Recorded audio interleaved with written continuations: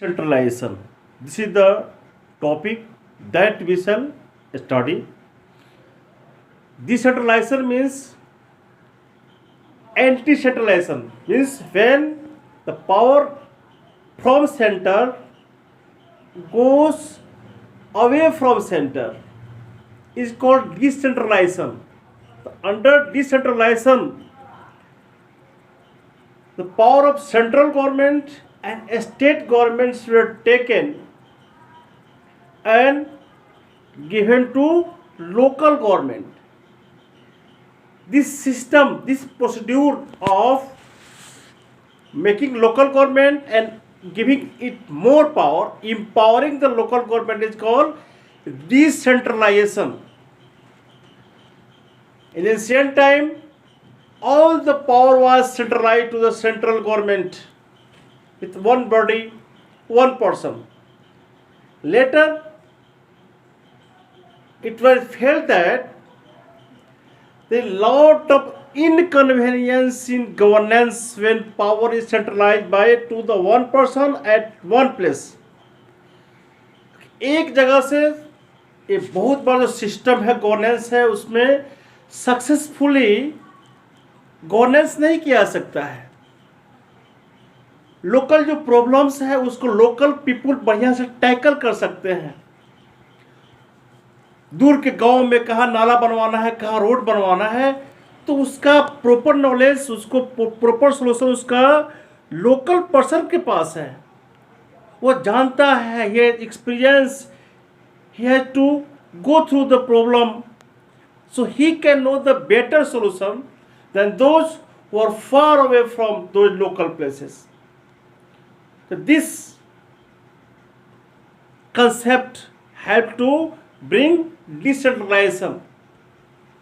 Decentralisation का व्यवस्था किया गया और उसमें लोकल गवर्नमेंट को अधिक से अधिक पावर दिया गया, so that they would run, they would work. और इससे एक और बात होती है कि लोगों के पास जब लोकल अथॉरिटी होता है, लोकल रिप्रेजेंटेटिव होता है, प्रॉब्लम को जल्दी से सोल्व करता है कम टाइम में. जैसे कोई प्रॉब्लम हुआ, मान लो हमारे यहाँ लोकल गवर्नमेंट अगर नहीं होता तो प्रॉब्लम होता तो जाता दिल्ली के पास कि भाई आप ऐसा कीजिए, वहाँ से तो टाइम लगता है. It would be time taking process. और लोकल गवर्नमेंट को दे दिया गया है उसको पावर कि आप डिसीजन ले सकते हैं, तो बहुत कम समय में वो डिसीजन सक्सेसफुली ले सकता है. और एक और क्या है कि लोकल लोग हैं, उनका पॉलिटिकल अवेयरनेस बढ़ता है, पॉलिटिकल पार्टिसिपेशन बढ़ता है, पॉलिटिकल नॉलेज बढ़ता है. कैसे हमारा रिप्रेजेंटेटिव जो है, लोकल रिप्रेजेंटेटिव काम कर रहा है कि नहीं कर रहा है, कौन बेटर रिप्रेजेंटेटिव है, कैसे हम लोग अच्छे रिप्रेजेंटेटिव को चूज कर सकते हैं, इसका नॉलेज बढ़ता है. क्योंकि उसका रिप्रेजेंटेटिव लोकल होता है, उसे क्वेश्चन पूछ सकता है. तो इससे पॉलिटिकल एक सक्सेसफुल डेमोक्रेसी के लिए central government is decentralisation is very important. Decentralisation से डेमोक्रेसी और स्ट्रांग होता है, पीपुल का पॉलिटिकल नॉलेज, डेमोक्रेटिक नॉलेज बढ़ता है. लेकिन अनफॉर्चुनेटली 1992 तक हमारा जो लोकल गवर्नमेंट था वो उतना सक्सेसफुल नहीं था. इलेक्शन रेगुलरली नहीं किया जाता था. कभी कभी 10-15 ईयर तक इलेक्शन नहीं हुआ. तो इलेक्शन जब नहीं होगा तो समझ सकते हैं क्या होगा. एक बार जो बन गया सरपंच या मुखिया जो बन गया वो लुटना शुरू करेगा. उसको डर है कि हम हटने वाले हैं नहीं, लोग उसको हटा नहीं सकता है क्योंकि इलेक्शन होता ही नहीं. Election is the means through which they can remove their representatives. Sarpanch वगैरह है तो इलेक्शन होता नहीं है. उसके बाद उसके पास इकोनॉमिक भी पावर कम था पहले. तो 1992 के बाद हमारे यहाँ अमेंडमेंट लाया गया है. After amendment local government were given more powerful, more effective. 5 important change लाया गया. और व्हाट वर दो 5 इंपॉर्टेंट चेंज. 5 इंपॉर्टेंट कौन से चेंज लाए गए. पहला इंपॉर्टेंट जो चेंज था वो क्या था कि election must be mandatory. Her 5 year के बाद इलेक्शन होना चाहिए. स्टेट गवर्नमेंट को दिया गया उसको डायरेक्शन और इंस्ट्रक्शन कि आप अगर इलेक्शन नहीं करेंगे तो आपका जो है हेल्प बंद कर दिया जाएगा. आपको इलेक्शन स्टेट में after every 5 year election must be done for the local government. Election को मैंडेटरी कर दिया गया. फर्स्ट इलेक्शन मैंडेटरी हो गया.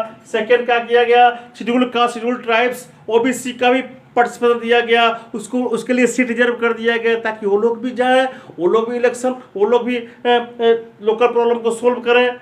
उनका जो प्रेजेंटेशन होगा वे लोग भी लोग प्रॉब्लम को सोल्व करेंगे। वो लोग भी लोकल जो है जहाँ पर अधिक शेड्यूल कास्ट शेड्यूल ट्राइब्स है उसके बारे में सोचेंगे, तो उनका भी भागीदारी होगा। अधिकतर देखा जाता है कि वे वीक सेक्शन के हैं, वे लोग नहीं जीत पाते थे, तो जहाँ पर अधिक थे शेड्यूल कास्ट शेड्यूल ट्राइब्स को रिजर्वेशन दिया गया। ये सेकेंड रहा।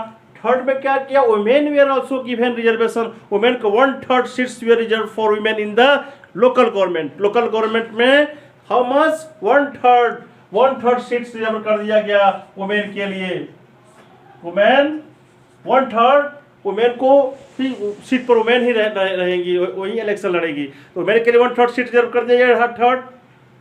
फोर्थ क्या किया गया, स्टेट इलेक्शन कमीशन को नियुक्त किया गया for free and fair election को कंडक्ट कराने के लिए। State election commission was appointed specially भाई आप इलेक्शन कराना है। फोर्थ था। और फिफ्थ का किया गया, सेंट्रल स्टेट गवर्नमेंट को कहा गया कि भाई आप रिसोर्स को शेयर करना है, हेल्प करना है लोकल गवर्नमेंट को, ताकि लोकल गवर्नमेंट सक्सेसफुली रन करें। पैसा जरूरी है।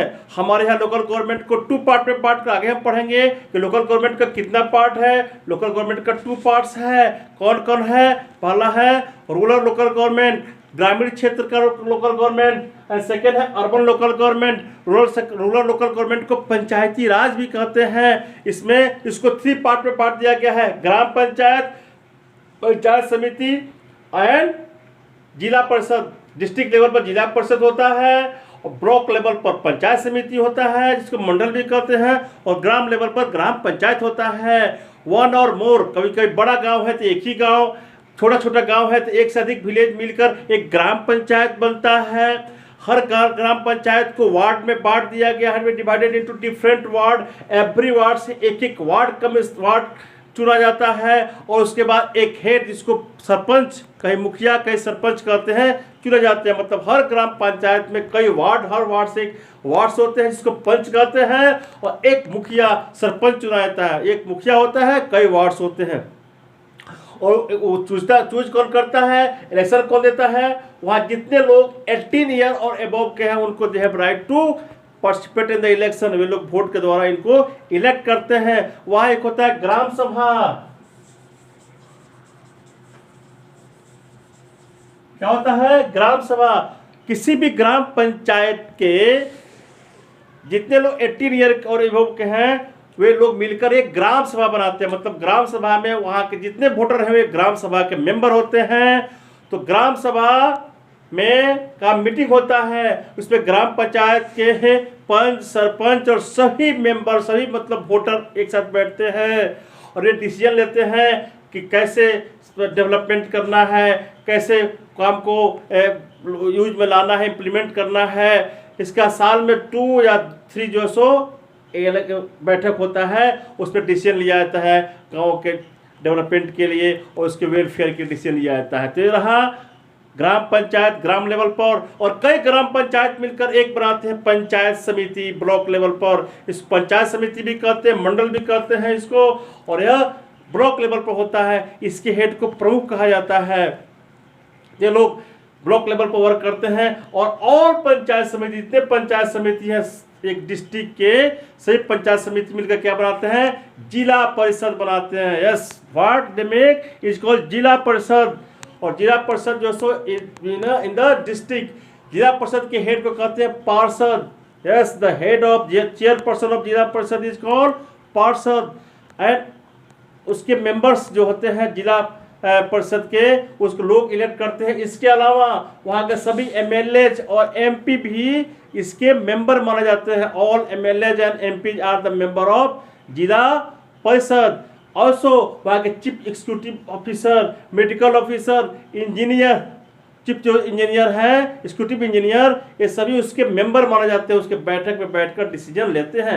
ये रहा रूरल लेवल पर ग्राम पंचायत, पंचायत समितियां, जिला परिषद। अब अर्बन टाउन में भी 2 पार्ट में बांट दिया गया है। म्यूनिसिपैलिटीज, छोटे मोटे टाउन में म्यूनिसिपैलिटी होते हैं, और बड़े बड़े टाउन में क्या होते हैं, म्यूनिसिपल कॉरपोरेशंस होते हैं। बिग टाउन से म्यूनिसिपल कॉरपोरेशंस, और म्यूनिसिपल कॉरपोरेशंस में हैं म्यूनिसिपलिटी छोटे टाउन को अलग अलग छोटे छोटे वार्ड में बांट दिया गया है। Small towns have been divided to small wards from each wards one ward commissioner elected. एक वार्ड कमिश्नर का इलेक्शन होता है और ए वार्ड कमिश्नर जो होते हैं वे अपने चेयरपर्सन को यूज करते हैं, हेड को, उसको चेयरमैन कहते हैं। मतलब हर वार्ड के हेड कौन होता है? चेयरमैन होता है, वो वहाँ का डेवलपमेंट करता है। और बड़े बड़े जो बिग सिटीज है वहाँ को उसको कहते हैं म्युनिसिपल कॉरपोरेशन। क्या कहते हैं? This is known as municipal corporation and municipal under municipal corporation there are many. इसको भी वार्ड में बांट दिया गया है और सभी वार्ड कमिश्नर मिलकर मेयर को चूज करते हैं और मेयर वहाँ का हेड होता है, रूल करता है। ये हो गया बिग टाउन्स में मेयर होते हैं चेयरपर्सन, और स्मॉल टाउन्स में म्यूनिसिपलिटी होता है और उसके हेड होते हैं चेयरमैन, और बिग टाउन म्यूनिसिपल कॉर्पोरेशन होता है, उसके हेड बोलते हैं मेयर। किस तरह हमारा जो कंट्री है लोकल गवर्नमेंट है, एक वर्ल्ड का बहुत ही पावरफुल गवर्नमेंट है, बहुत ही सक्सेसफुल लोकल गवर्नमेंट है। हमारे लगभग 36 लाख इलेक्टेड रिप्रेजेंटेटिव्स हैं। कितने हैं? 36 लाख। 36 जो लोकल गवर्नमेंट में 36 लाख लोग चूज करके जाते हैं, इलेक्ट करके जाते हैं, जो कई कंट्री के पॉपुलेशन से भी बड़े हैं। कई कंट्री का पॉपुलेशन भी 36 लाख नहीं है। तो हमारे यहाँ बहुत बड़ा जो है लोकल गवर्नमेंट है और सक्सेसफुल है। और शुरू में लोकल गवर्नमेंट का सक्सेस बहुत बड़ा सक्सेस माना जाता है। लोकल गवर्नमेंट से डेमोक्रेसी स्ट्रॉन्ग होता है, पूरा पॉलिटिकल अवेयरनेस बनता है, फेडरल सिस्टम स्ट्रॉन्ग होता है। और हालांकि शुरू में हमारा लोकल गवर्नमेंट कई तरह के प्रॉब्लम को फेस कर रहा था, उसको सफिशिएंट मनी नहीं था, फंड नहीं था, फाइनेंस नहीं था, इलेक्शन नहीं होता था। लेकिन अभी आफ्टर अमेंडमेंट होने के बाद जो है सक्सेसफुली वर्क करता है और federal government election is done regularly, और उसको पर्याप्त फंड भी है, इनफ फंड है, and they are working successfully, they are giving a very better successful governance. Thank you very much।